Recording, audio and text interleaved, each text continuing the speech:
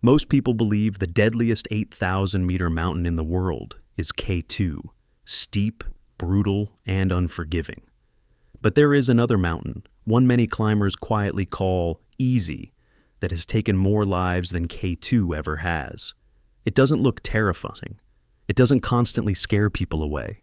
And that's exactly where the danger begins. Before we break down why this mountain is so deadly, take a second to like the video and subscribe to the channel if you enjoy deep, honest stories about extreme places and the mistakes people make there. Now, let's talk about the 8,000 meters peak that kills not through fear, but through comfort.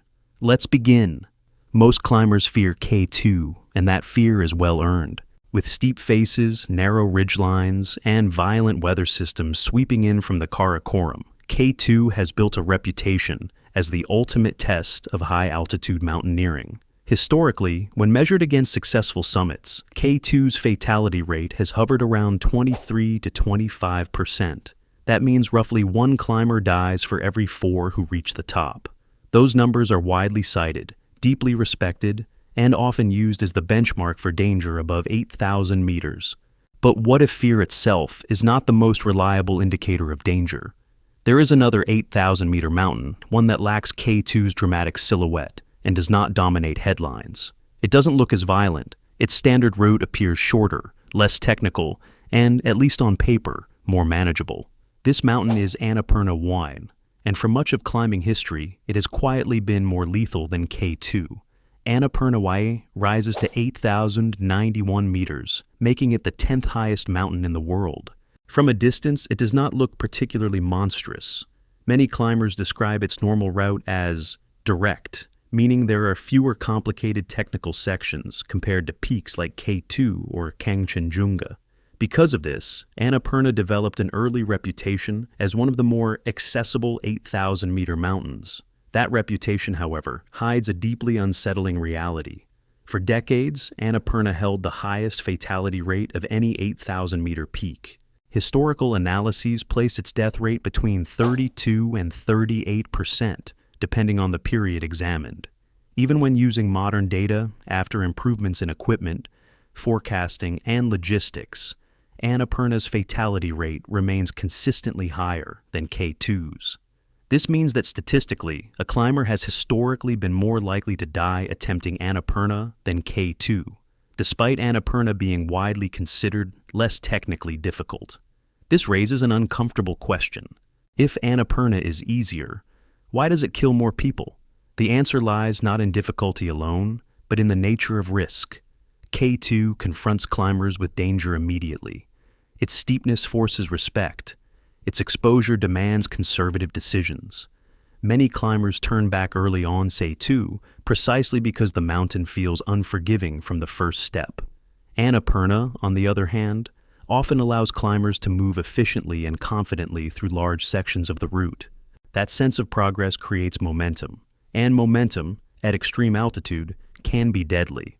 Annapurna is infamous for avalanches. Massive slabs regularly sweep down its faces, often triggered naturally by shifting snowpack rather than obvious storms.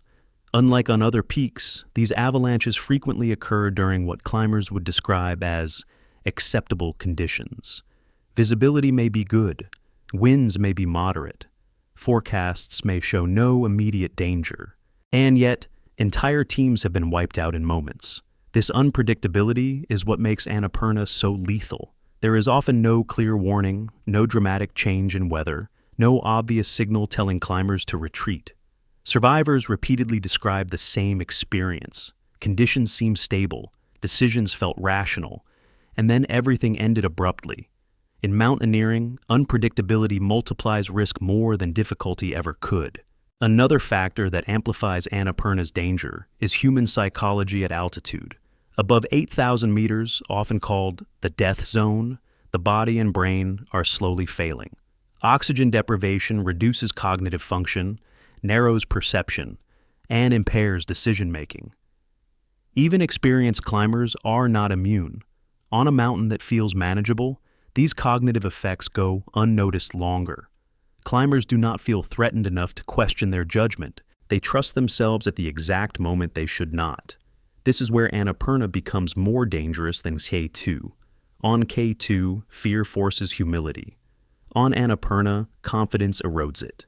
There is also a controversial truth that many climbers hesitate to admit. Annapurna attracts a different type of risk tolerance. Because it is perceived as less technical, it has historically drawn climbers who might not attempt peaks like K2.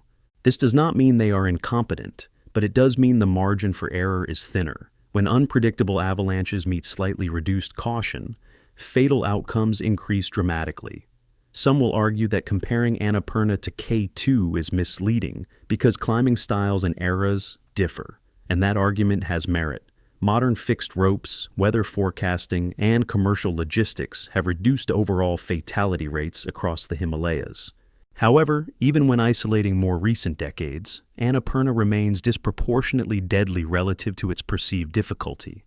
This suggests the issue is not outdated data, but an inherent mismatch between how the mountain looks and how it behaves. Interestingly, when climbers discuss the most dangerous 8,000-meter peaks today, Annapurna is often mentioned quietly, almost reluctantly. Everest dominates public attention due to overcrowding. K2 commands respect due to its reputation. Annapurna sits in the background, less talked about, but rarely dismissed by those who truly understand the statistics. And this leads to another uncomfortable discussion point. Popularity does not equal danger. Mount Everest has a far lower death rate than both K2 and Annapurna, yet many casual observers believe Everest is the deadliest, simply because they hear about it more often. In reality, Everest's fatality rate is typically estimated at 1 to 2%, largely due to fixed routes, rescue access, and extensive infrastructure. Danger is not defined by headlines. It is defined by probabilities. Annapurna's probability has always been unforgiving. What makes this especially troubling is that Annapurna rarely kills through prolonged struggle. Many deaths occur suddenly, leaving little time for rescue or adaptation. This strips climbers of one of mountaineering's most important safety mechanisms, the ability to reassess. On K2, danger builds. On Annapurna, it often arrives fully formed. This is why some experienced mountaineers argue that Annapurna is not just dangerous, but deceptive. It presents itself as achievable, then punishes that belief without warning. In this sense, Annapurna represents a broader truth about risk. The most dangerous situations are not the ones that scare us, but the ones that invite trust. And this is where controversy naturally emerges. Some climbers argue that Annapurna's reputation is exaggerated by early expedition data, and that modern teams can manage its risks effectively. Others believe that any mountain with such a persistent history of high fatality rates cannot be tamed, regardless of technology. Both sides have evidence, but the numbers, uncomfortable as they are, refuse to disappear. So when climbers ask which 8,000-meter mountain is the most dangerous, the answer depends on how danger is defined. If danger means technical difficulty, K2 may still deserve the title. If danger means unpredictable lethality relative to perceived ease, Annapurna makes a compelling and unsettling case. Perhaps the most important lesson here is not about Annapurna or K2 at all. It is about how humans assess risk. We prepare intensely for what looks extreme. We relax around what feels manageable. And at high altitude, that psychological shift can be fatal. Annapurna does not need to intimidate. It simply waits. So, the real question is not whether Annapurna is more dangerous than K2. The real question is this: how many climbers died not because they made reckless decisions, but because they trusted the wrong mountain at the wrong moment?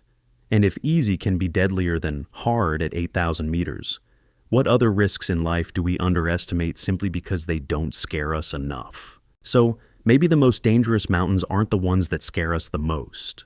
They're the ones we underestimate, the ones that look calm until it's too late. And Annapurna is proof that easy can be far more dangerous than hard.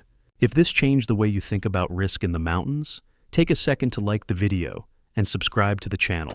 In the next video, we'll look at the deadliest mountains nobody talks about, places just as lethal but far less famous and far more misunderstood. Because sometimes the mountains that don't make headlines are the ones that kill the quietest.